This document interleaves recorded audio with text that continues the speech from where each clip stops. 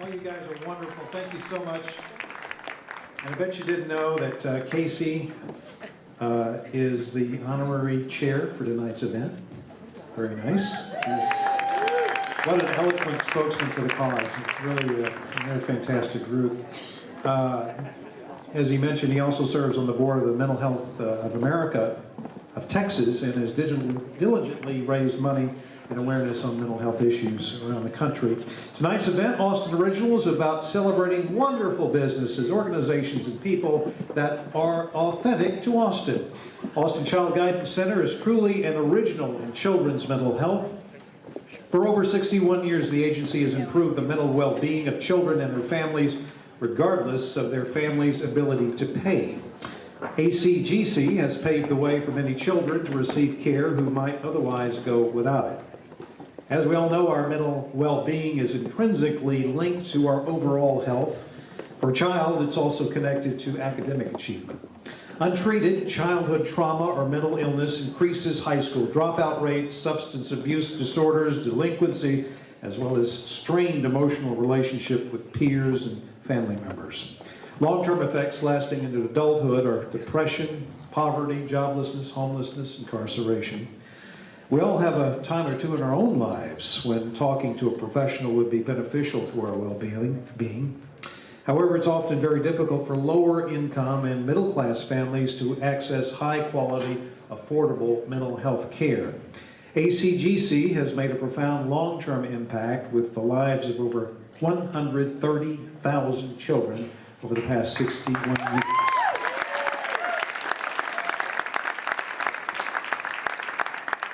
A child in our community has been a victim of a crime, or whether he or she is experiencing anxiety in school or upset about a family divorce, things like that. Austin Child Guidance Center is there, and they've been there for decades. Throughout the years, there have been many people that have been connected to the center who have really made a difference. And tonight we want to honor one person in particular who has been a critical piece in shaping Austin Child Guidance Center's history, as well as the face of early childhood development on a national level. And tonight we honor Dr. Phyllis Richards.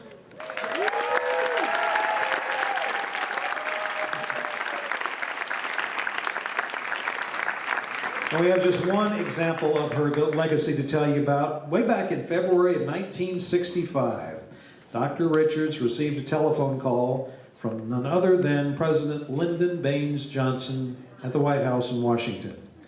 And by the end of that week, she was on a plane to Washington, D.C. to help organize the Head Start program.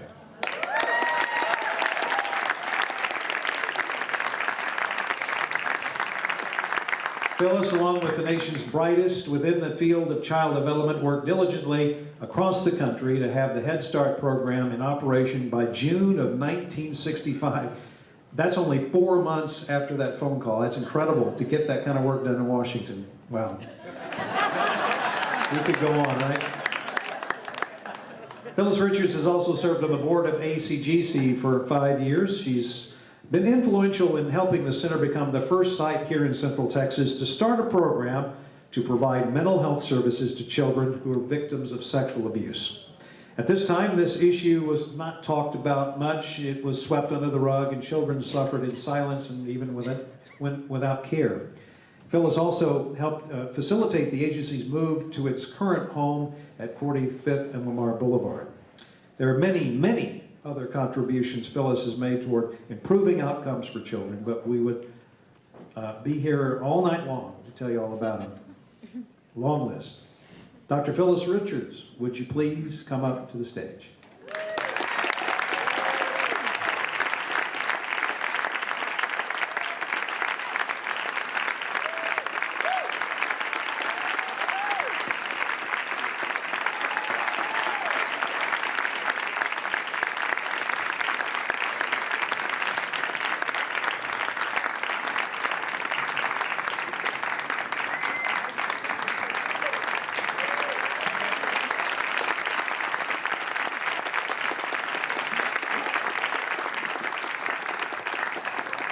And tonight, Dr. Richards, we honor you as we name this award after you and present it to you, the first annual Phyllis Richards Austin Icon for Children's Award. Thank you for all you do.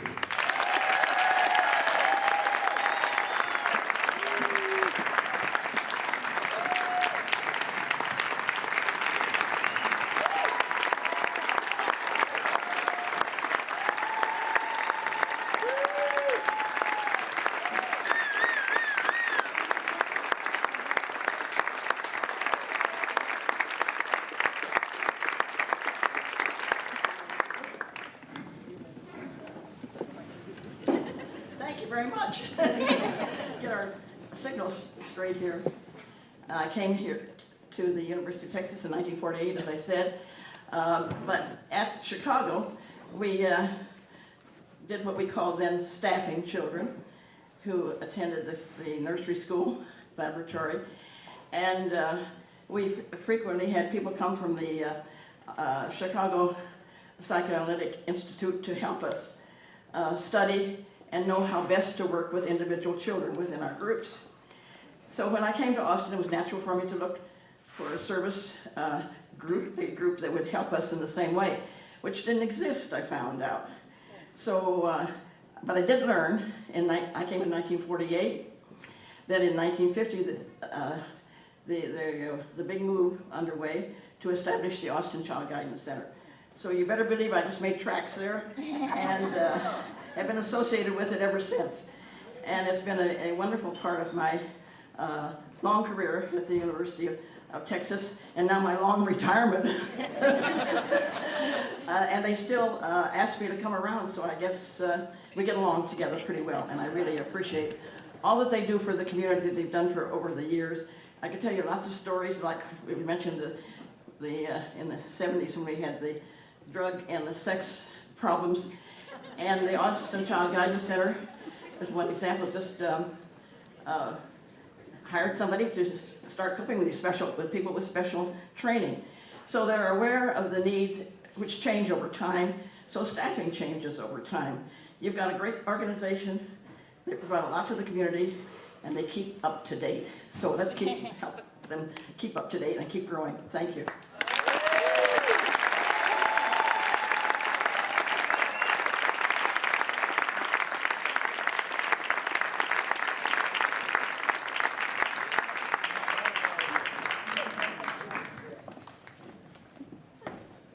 About 1 million wires up here. You gotta watch your step. She's great, and we are really honored to have that award for her, and look forward to awarding it annually.